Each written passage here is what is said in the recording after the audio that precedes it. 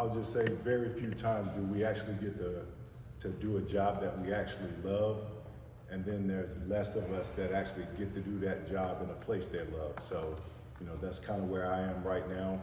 Coach Brown asked me to come back a couple months ago, and I started March 4th, and so I've been, a country boy from New Bern that grew up a Tar Heel fan. It's been great to be able to come back here and start working. So with that, I'll kind of open it up, and you guys can fire away any questions you may have. What were those discussions about as far as bringing you in? And I'm sure you have a lot of opportunities, and you've been doing some of the radio stuff. What were those discussions like, and is he allowing you to sort of shape that job the way you see that job needs to be? So, obviously Coach Moody had the job previously, and he kind of, had the blueprint of kind of in general what that job entailed. My conversation with Coach Brown was basically, here's the thing that Coach Moody did, but feel free to chime in anywhere where you feel like you can help us or make us better. And so I told, sometimes when I have some things I want to tell Coach Brown, I tell him I know my title is senior advisor. You don't really need my advice, so I'm gonna give you my opinion, and that's what I do. I just give him my opinions, and then it's kind of up to him what he does with it. But that's kind of my role, to kind of see things, and whether it's from a personnel standpoint, whatever it may be, and just opine on it and have conversations and start conversations with that, but also respecting everybody's role in the building and not being overbearing with it. With that, Coach Moody had experience, obviously, as a scout and doing some stuff in the NFL also. Is the twist that you put on the job is that you were recently, not that long ago, playing. You went through what a lot of these kids are going through now, not that long ago. So there's a relatable factor that you bring that is very valuable to those kids. It is, but I mean, time goes by fast, and 15 years has been, I played 15 years ago, but and when I say that, I know it doesn't seem like, but I do think the fact that I have played, and not only did I play in the league, but I also played college football here, right? And I played for Coach Brown.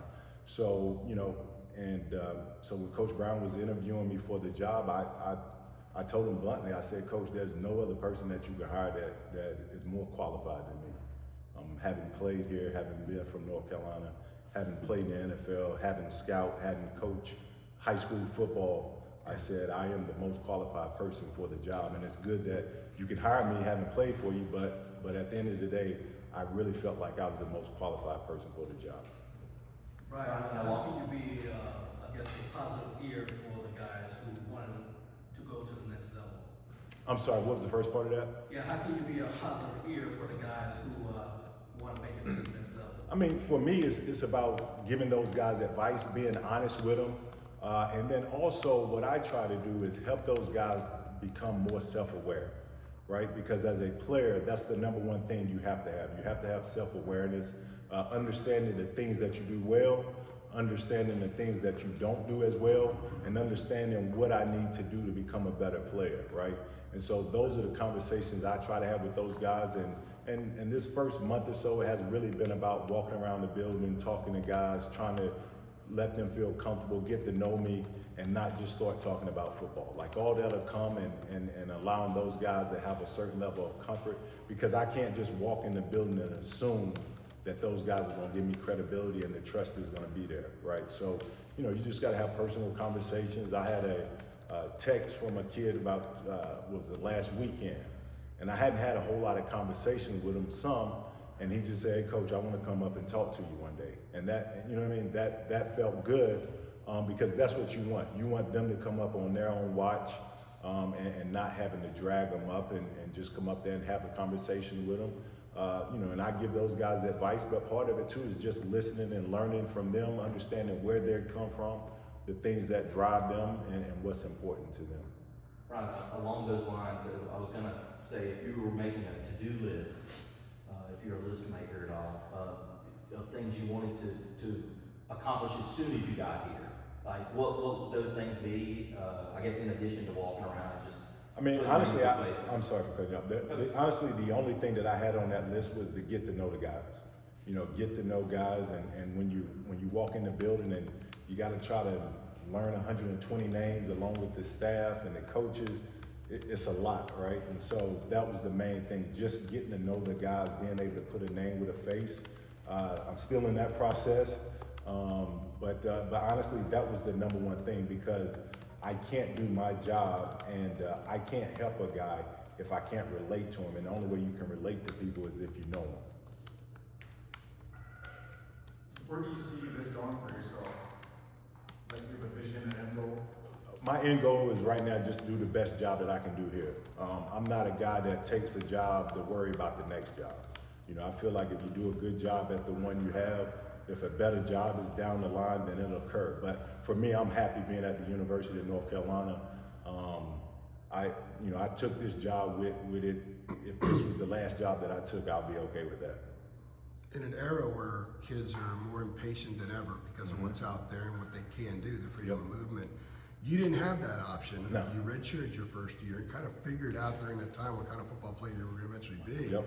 How much now, when you're dealing with kids that are kind of fidgeting, itching to either play or leave, does that experience help you in order to show them, here's the blueprint for being patient, it can work for you? I talk to them about that all the time, and the guys that I talk to. So not only did I redshirt, but they redshirted our whole class. So that means I redshirted, Greg Ellis redshirted, Jeff Saturday redshirted, Kay Mays redshirted, Omar Brown redshirted, like the whole class. And I tell them, in my class alone, we had 2 consensus All-American. We had 3 guys that played over 10 years in the NFL. We had 6 guys that get drafted. We had another, 5 guys that was all conference. And we all redshirted. Not only did we redshirt, but the next year, we didn't get any play. We played special teams. And so what I tell those guys is, don't worry about playing. Worry about what you do when you play, right? So don't worry about just getting snaps. Worry about when you do play, making those snaps quality ones and then earning more snaps. And if you worry about that part of it and not worrying about just playing, then it becomes a process and it's a progression versus just expecting to get what I want from the very beginning and then having to fight off being satisfied with that. Yeah, I guess with the NFL draft coming up, I understand you've kind of talked to some of those drafted eligible guys. How do you kind of go about quote unquote like tailoring different advice to certain guys? Because obviously like someone like a Drake Mays experience is gonna be different from somebody else. Like how do you kind of go about Basically just knowing that, understanding that different people will have a different experience with it, and no experience is any more important than the other, right? So if you're an undrafted guy or if you're Drake May, right? When that team calls you, that experience is the same thing, right? Obviously there's different ramifications between going top 5 or being a free agent, but for that guy, that's that opportunity that he has. So just understanding kind of what hole they fit into. So like on the Zoom call, it was a little different. Because I feel like most of that is kind of tailored to the guys who may be undrafted, because there are more variables in that process for them guys about understanding team needs, understanding, making sure you keep track on who's getting drafted at your position with that team, and then also doing the homework pre-draft, understanding what is my best opportunity, where's the place that I can make a team, right? It's not a guarantee, but at least you don't want to walk into a building where you don't have an opportunity to make a team based off of numbers. I guess as a follow-up to that, how much has the draft process changed from obviously when you were playing to now, or has it even changed much? Like, is it similar? I mean, at the heart of it, it hasn't changed much. I mean, there has been some change just in terms of media involvement, but at the end of the day, hopefully there'll be one team that calls your name, gives you a ring. And they'll draft you, and then from there you have an opportunity to make a team. Everything else is kind of irrelevant, right? That's kind of comes to the core of it. So that hasn't changed a whole lot. Right. What are the most frequently asked questions that you hear from the NFL side of it about these guys who are now your guys? Like, what are the most common things they're asking you? Well, so my role, so I'm kind of on the back end of this group, and then on the way front end of the next group. Yeah. So I haven't really had those interactions with the scouts about our guys yet, being a pro liaison. But I do know that in terms of being a scout, when you come into a building, Now with technology, like if you scouted 20 years ago, you had to go to the school to get the film evaluation. Now those guys don't have to come into the building to get that evaluation. So what I tell our guys is when they walk in this building, they're not walking in here trying to figure out if you can play football. They can do that from the hotel room. What they're trying to do is they want to talk to position coaches, strength coaches, athletic trainers. They want to understand, what is this guy? Is this guy a professional in his approach? Does this guy love football, right? And not does he just talk about loving football, but does he go about his business in a manner that reflects that thought process? You were a scout, so is one of your jobs here maybe to scout these kids as an NFL scout would scout them to help provide Yes. some of that internal feedback? Absolutely. That is part of my job, and Coach Moody did the same. You know, watching film and practice, watching practice habits, watching game film when that comes about. And I'm kind of lucky having the background of doing the radio for the past 7 or 8 years. So I've seen every game live. I've missed probably 3 because of hurricanes. And then so if not having watched the game live and watched the tape, I've at least watched the tape. So all these guys that have played, I've watched them play. So I have that experience, so I've already have a general knowledge of what they are.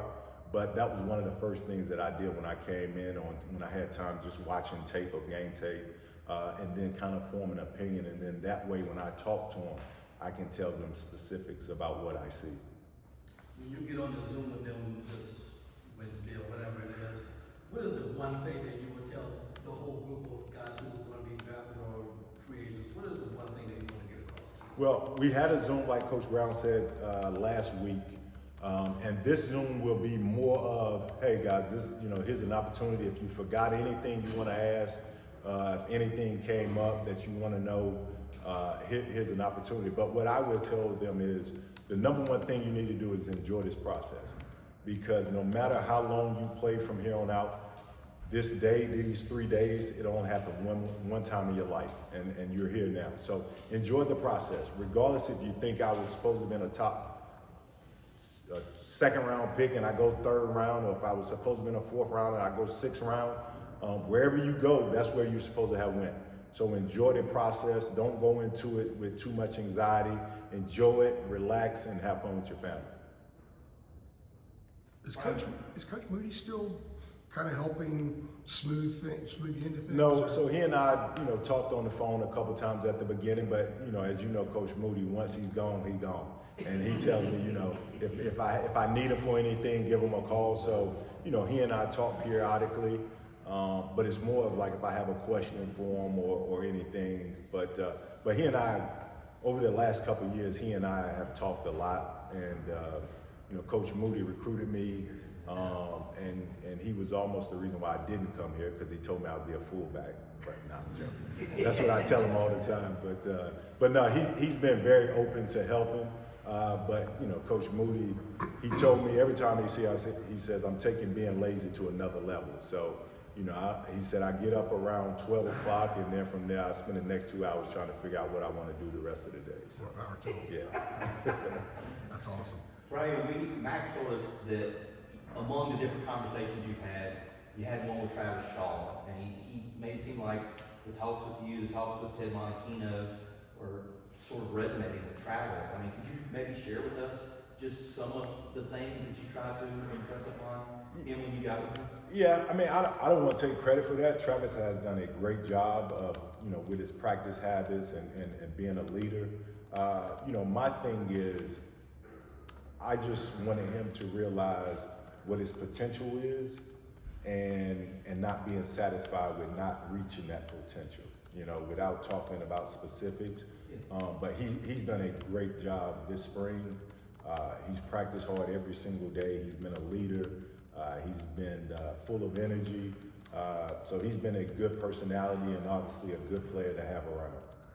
And potential is such a word with him ever since he came out of high school. I mean, do you think that maybe he's starting to make those steps to maybe getting there? I think so. And listen, all these guys, every single guy that's in this building, it's about potential. right? Because none of these guys, even if they're here 3, 4, 5 years, when they leave here, none of them will have reached their full potential. And as a football player, that's the mindset you have to have, right? Because as soon as you think you are as good as you're ever going to be, then you stop working to develop, and you stop trying to push yourself to get better, and then you become comfortable. And then once you get in that zone, you're only going downhill from there because somebody else is going to get you. And so what I told him, when I was a player, I always worked scared. Always worked like there was somebody else out there that wanted what I wanted, and if I took a day off, they were going to be working to get it, right? And so that's why I never miss workouts. I never miss anything that I can totally control. I try to control it because once you get on the field, there's going to be a lot of things that's out of your control. So everything that's in this building, that's in the classroom, in the weight room, that you can fully control, you got to bat 1,000. Right. Just have to, you haven't played the linebacker position in the NFL. I guess I have to ask about Cedric Gray, who's obviously looking to do the same thing. Where do you see, I guess, kind of his game, his play style? Like, how do you kind of project that to the NFL? I mean, his skill set, his size, his athleticism, his speed, all that translates well to the NFL, right? He can run, he can hit, he covers ground well, he makes plays, he's smart. He's a guy that I think can fit in any scheme. So I think he'll have a great career. And on top of that, he's a guy that's very passionate about football. So I'm excited to kind of see, where he'll go and kind of how his career end up. Is he a guy that, obviously you haven't watched, a lot of his games. Is he the guy that you've been able to kind of give pointers to, like here and there and everything? I haven't, because even though I've done the radio, I haven't. So usually when I've done the radio, I get on campus and I go straight up to the booth. I wasn't around, so I didn't talk. And sometimes, having played, but they didn't know me like that, right? So I'm always really careful about pouring yourself onto somebody if they don't, really know you or not comfortable with you, and kind of allowing that relationship to happen organically. Does he remind you of yourself at all? He does. He really does. Rangy? Yeah, he does. He's probably a little bigger than I was, but he does a lot. He's long, he can run, he can make plays, he makes plays on the football. He does. How much does character factor into NFL evaluations now? Is it more than when you played? And how do you communicate that to the kids? As a sidebar to that, I know that in basketball, a lot of guys who work in recruiting for basketball, they get called by NBA teams to ask about character and what they've seen at these camps and in hotels and stuff like that. No, it's big. How much of that is your discourse with the kids? It's big, and I show guys. I have, I show guys reports that I actually done when I scouted, and when I show them the report, you do a character report and you do a play report, and the character report comes first. And I get them to understand it, and there's 2 portions of the character too, right? There's personal character and then there's football character. And so letting them understand the importance of that, and then showing them that, look, the first part of this report, before we even start talking about what kind of player you are, the character report is first. And I told them there's only one reason, really, or 2 reasons why NFL teams will take you off the draft board. And it's because you have some significant medical issues, or if you have significant character issues. I told them if you're a really bad player, you'll stay on the board. You may be very low on the board, but you'll stay on the board. But when you're talking about millions of dollars or hundreds of thousands of dollars, there's a lot of guys, like Coach Brown talked about, the amount of guys playing football that want to get drafted. They just move on to the next guy. And the one thing about coaching is, if they don't trust you, they won't play you.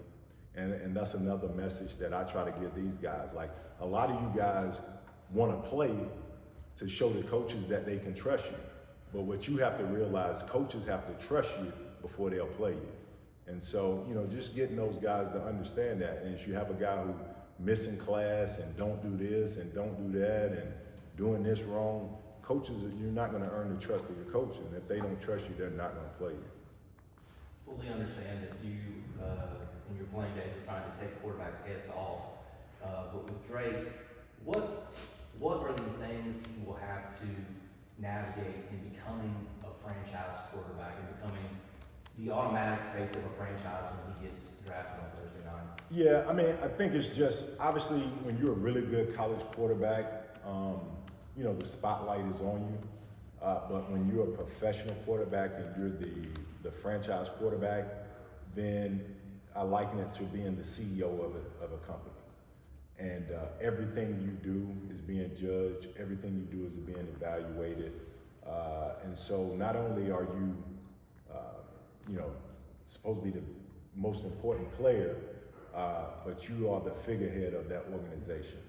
And that's why I say there's a difference between playing quarterback and being the quarterback. And when you're being the quarterback, that's doing all that, being the CEO, you know, being the figurehead of an organization. There's a lot of guys that we've seen get drafted and they just play quarterback and they fizzle out. And so, you know, that is the difference on the field specifically. It's just going to be the speed of the game, and that's for every young player. The speed of the game is so much more. You have to be able to process things a lot quicker, but all that'll come with time and reps.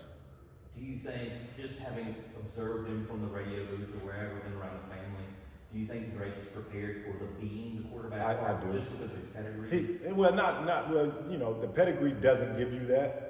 You know, that would take away credit from him. You know, he will be prepared because that's how he has prepared. Yeah. You know, if you talk to anybody in the building, you won't get them to say otherwise. You know, he's been professional in his approach. He's been a great leader. He understands that he has to operate differently while all along being one of the guys. And that's kind of the hard tightrope that quarterbacks have to do, right? They have to be different than everybody else because they're seen different, but they also have to, everybody else have to feel like they're one of the guys, and Drake has done a great job of that. Yeah, the one of the guys part is not a big hurdle for him, it seems like. Right, yeah, no.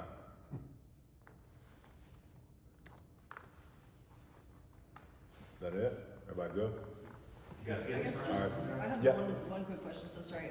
Just what is one, you talked a lot about the advice you're giving to the guys, but what is one piece of advice that you wish that you received as a player here maybe when entering the draft? That's a good question. I don't know. I mean, maybe for me, what I tried to do is enjoy it a little more. I mean, I felt like I did a good job, but really embracing it. And I think one of the things that I didn't do as well as if I could go back and do it again was maybe involving more people that had a hand in helping me get to that point and letting them share that experience with me. You know, I kind of kept it small because, you know, I've always been kind of lay low type guy, but you know, not only is that a special day for yourself, but it's a special day for, you know, any coach that ever coached you. For me, any family member that's ever fed you, you know, you ever spent the night over. So, you know, I wish I would have did a better job at that. When you were taking this job, did you hear from any guys that you played with here or people that were here then that were like, you know, what was the reaction like from them? Were they excited or Yeah. giving you a hard time? No, about it? definitely excited. I mean, that's the way we were, and as we all were when Dre Black got hired here, right? Because we support, you know, each other. We still got a thread of, well, it's a couple threads of 40 or 50 guys that play here together. And I was just thinking about this the other day. So on game day, when things didn't go well, Dre Black was the hit man. He got all the negative texts. And so I was thinking the other day, I'm like, oh crap, I'm that dude now. So so hopefully we'll get things right and keep it right on the field so there's not too many negative texts going on game day. That must have been interesting.